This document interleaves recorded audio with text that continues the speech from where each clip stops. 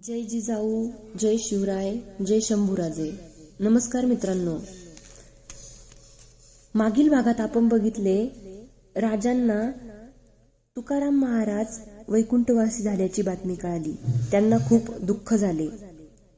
काही दिवसात राजे महाबळेश्वरी गेले आणि तेथे त्यांनी जावळीचा डोंगर बघितला. त्यांना तो फारच आवडला होता. आता बघूयात पुढे. लाल महालात दिवे लागण झाली होती. राजे सज्जावर उभे होते. पाठीमागे महालात कोणी नव्हते. वाड्यासमोरचे चौकी पहारे, वाड्याच्या बाहेरचे मोकळे मैदान अस्पष्ट दिसत होते. उकाडा पुष्कळ वाढत होता. राजे वळले. हजारी समयी कोणीतरी पेटवीत होते. राजांनी विचारले, कोण? मी. कोण? मनोहरी. जी. मनोहरीने महालातल्या समया प्रज्वलित केल्या. राजांच्या जवळ येऊन तिने त्रिवार नमस्कार केला. राजांनी दिव्याला नमस्कार केला. ते म्हणाले, आज साऱ्यांनी आम्हाला वाळीत टाकलेलं दिसतं. आमच्या सखूबाई पण दिसल्या नाहीत. येसाजीराव यांना लग्नाला घेऊन गेले आहेत. आणि राणीसाहेब खाली मासाहेबांच्याकडे आहेत. पाठवू? नको. वाद्यांचा आवाज येताच राजांची पावले सज्जाकडे वळली. मागोमाग मनोहारी होती. दिवट्यांच्या रांगा वाड्याच्या दिशेने पुढे येत होत्या. राजे म्हणाले, वरात आली वाटतं. जी. तू जा, मासाहेबांना वर्दी दे. तोवर आम्ही खाली आलोच. घोड्यावर नवरा नवरी बसले होते. पुढे सनई ताशा वाजत होता. सज्जावरून राजे मिरवणूक निरखित होते. वरात वाड्याच्या पटांगणात आली. पलो त्यांनी कडे धरले आणि मधल्या रिंगणात जीव महाला उतरला. करडीच्या तालावर जीव तलवारीचे हात करीत होता. चौक घेऊन तो गुडघ्यावर बसला. जीवापासून 9 हातांवर नारळ ठेवला गेला. जीवाने गुडघ्यावरूनच बैठ्या चालीने नारळ मारला. पाहणारे भले म्हणून ओरडले. असे 4 नारळ जीवा महालाने मारले. मग दुसरा वीर रिंगणात येऊन पट्टा फिरवू लागला. नवरा नवरी घोड्यावरून उतरली. त्यांच्या बरोबर सारे महालात येताना दिसले. राजे काही वेळ तसेच उभे होते. नंतर महालात जाऊन त्यांनी पागोटे घातले आणि जिना उतरून ते आपल्या सदरेवर आले. सदर सोप्यात नवरा नवरी बसली होती. मासाहेब उजव्या बाजूला असलेल्या सईबाईंच्या सह उभ्या होत्या. बाकीची मंडळी अदबीने बाजूला उभी होती. राजे येताच साऱ्यांनी मुजरे केले. नवरा नवरी राजांच्या पाया पडली. सखूबाईंना कडेवर घेऊन उभा असलेला येसाजी म्हणाला, महाराज, हा रामू काकांचा मुलगा भीमा आणि ही आपल्या सर्जेरावांची मुलगी गंगा. अरे वा, म्हणजे घरचंच लग्न म्हणायचं. सर्जेरावांच्याकडे वळून राजे म्हणाले, सर्जेराव, आम्ही रागावलोय तुमच्यावर. पगडी सावरीत सर्जेराव पुढे झाले. त्यांनी विचारले, ते का महाराज? तुमच्या मुलीचं लग्न नुसतं आमंत्रण दिलं, आर्जव करून आम्हाला नेलं नाही. सर्जेराव म्हणाला, महाराज, गरीबाचं लग्न, उंदराच्या घरात हत्ती कसा मावणार? येसाजीच्या कडेवर असलेल्या सखूबाईकडे बोट दाखवून राजे म्हणाले, म्हणूनच छोटा उंदीर घेऊन गेलात वाटतं. उसळलेल्या हसण्याने सदर भरून गेली. जीवाकडे वळून राजे म्हणाले, जीवा, तुझी ही करामत आम्हाला माहीत नव्हती. येसाजी पुढे झाला, महाराज, साऱ्यासनी ठाव हाय, कुणाचं बी लगीन पुण्यात असू दे, जीवा बिगार वरात सजत नाही. 9 हातावरचा नारळ बसल्या बैठकीत मारून माघारी यायला जीवाचं जाणे. जीवा लाजला. तो बिचकत बोलला, महाराज, एवढंच येतंय मला. हास्याचा कल्लोळ परत उसळला. सारे शांत होताच राजे म्हणाले, जीवा, माणसाला थोडंच यावं, पण त्याला तोड नसावी. नवऱ्या मुलाकडे वळून राजे म्हणाले, काय भीमराव, आमच्या नव्या मोहिमेत येणार की नाही? बाकी नशीबवान तू, एवढा मोठा होऊन नवरी मिळाली. सर्जेराव म्हणाले, तसं नाही महाराज, सोयरीक ठरून लय वर्ष झाली. मग लग्न का थांबलं? सारे स्तब्ध झाले. जिजाबाई म्हणाल्या, राजे, तुम्हीच याला कारण. आम्ही? राजे उद्गारले. सर्जेरावाने तोंड घातले. तसं नाही, पण रामू काकांची पुरंदरवर नेमणूक झाली. आम्ही राहिलो रायगडावर. आम्ही राहिलो राजगडावर. आज उद्या म्हणत दिस गेलं. औंदा मासाहेबांनीच मनावर घेतलं. लागलं ती मदत केली. लगीन सजवलं. असं आम्हाला कल्पनाच नाही. भीमरावाकडे वळून राजे म्हणाले, मग काय भीमराव, काय ठरला बेत? पण आता तुम्ही कसले येता मोहिमेवर? मी येणार महाराज, भीमराव धीर करून म्हणाला. तुम्ही याल हो, पण आमच्या सुनबाई आम्हाला काय म्हणतील? राजे म्हणाले. सर्जेराव मिशीवरून हात फिरवीत म्हणाला, महाराज, ती काय म्हणायची नाही.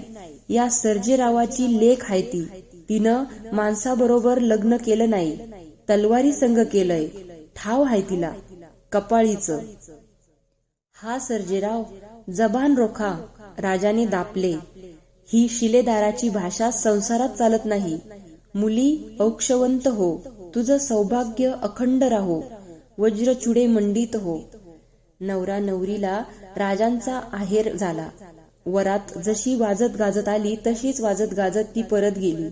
राजे महाली जायला निवळले आणि आवाज आला, आबा.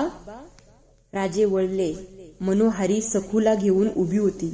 मनोहारी जवळ आली आणि सखू राजांच्या वर झेपावली. राजांनी तिला घेतली आणि ते महालाकडे चालू लागले. त्यानंतर थोड्याच दिवसात राजे जिजाऊंना म्हणाले, मासाहेब, आपलं कुलदैवत शिखर शिंगणापूरला आहे. जावं आणि दर्शन घ्यावं असं फार दिवस मनात आहे. मग जाऊन या ना. तुम्हीही आमच्या बरोबर असावं असं वाटतं. मग 4 दिवसानं निघू आपण. बरं. राजांनी शिखर शिंगणापूरला जाण्याची तयारी चालवली.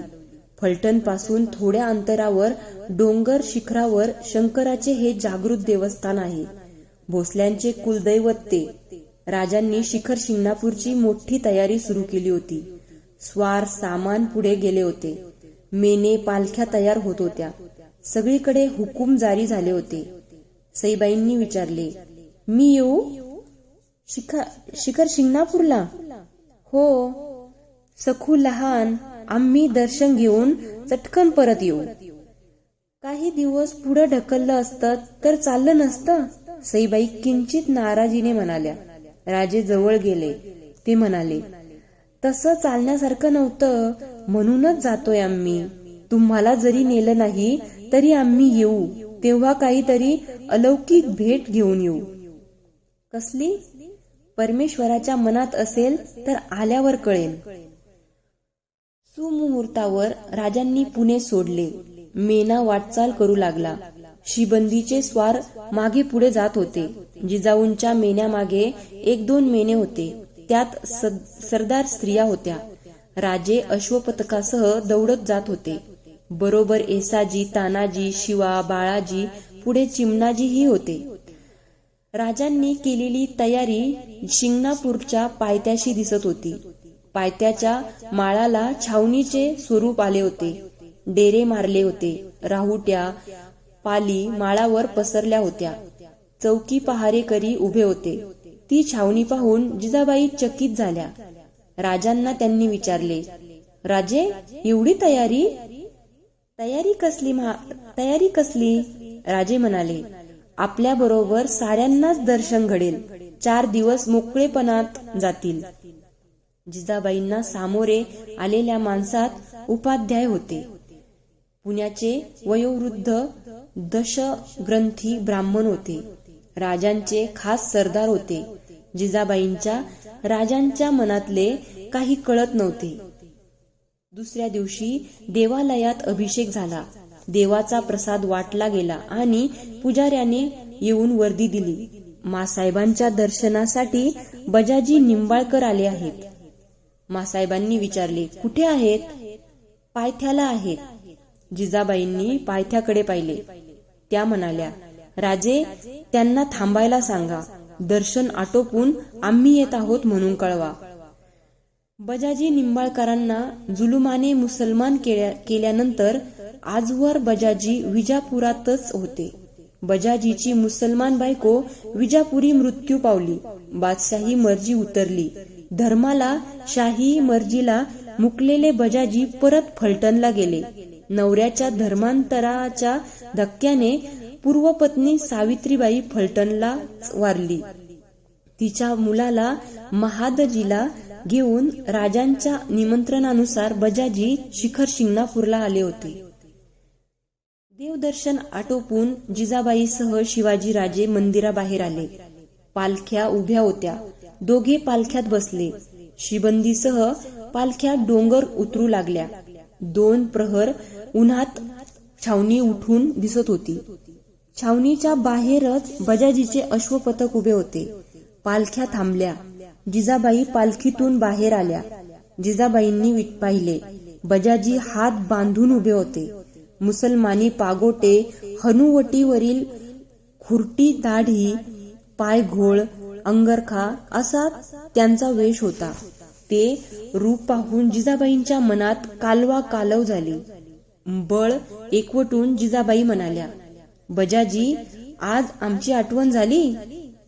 बजाजींनी एकदम जिजाबाईंचे पाय धरले. बजाजींच्या अश्रूंनी जिजाबाईंचे पाय भिजत होते. उठा बजाजी, झालं गेलं होऊन गेलं. तुम्ही परत आलात त्यातच समाधान आहे. बजाजींचा आवाज आला, मासाहेब, भीक घाला, उठतो. हे काय बजाजी, सारे पाहतायत, उठा, काय ते सांगा. बजाजी उठले. अश्रू टिपीत ते म्हणाले, मासाहेब, लाख माणसात आपले पाय धरले तर त्यात लाज कसली, आणि लाज राहिली कुठं. मासाहेब, देहानं बाटलो तरी मनानं नाही. मुसलमान म्हणून मला मरू देऊ नका. मी सईचा भाऊ आहे. मासाहेब, 5 वर्षाच्या महादजीला ओटीत बजाजी म्हणाले, या निष्पाप पोरक्या पोराचा बाप आहे. काय करू मी. बजाजी स्पुंदून रडू लागला.